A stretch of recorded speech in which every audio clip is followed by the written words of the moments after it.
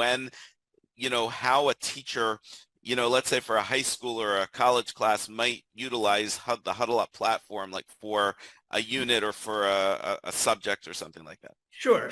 So I guess I could go with one that's in a good way. It kind of mirrors the education space too. We have a multi-year project running with Valparaiso University in their teacher education program. And so what they were looking for, they were using and still are using the Google Classroom platform, Sure. right? But what they wanted, in their words, were like, well, we let the students share their unit plans and their lesson plans, and they kind of look at them, but then we have separate documents where they might, try to provide feedback, or they take a survey and give those survey data.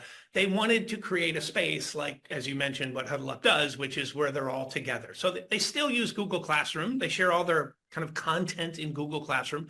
When it comes time to share the students' applications of learning, they share those within the Huddle Up platform. And then, as you kind of thankfully nicely have mentioned, it's all kind of organized in a way where the solution is there, the feedback sits under it, the data sits under it.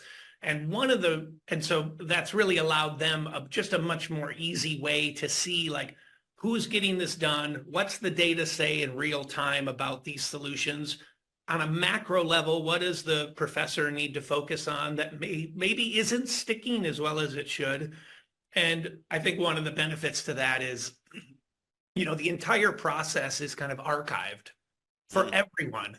And I don't think that's something we do very well either, because I think oftentimes when you get into those application-based learning, project-based learning models, the culminating event is usually some sort of a gallery walk or some sort of a physical.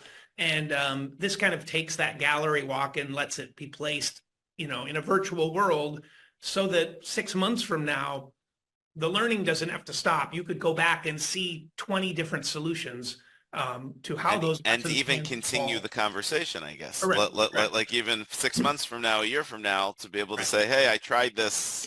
Give me some feedback. And you can kind of see the evolution of each learner's progress over that time, and you have 20 different ideas in the platform. So that's been one way they've used it.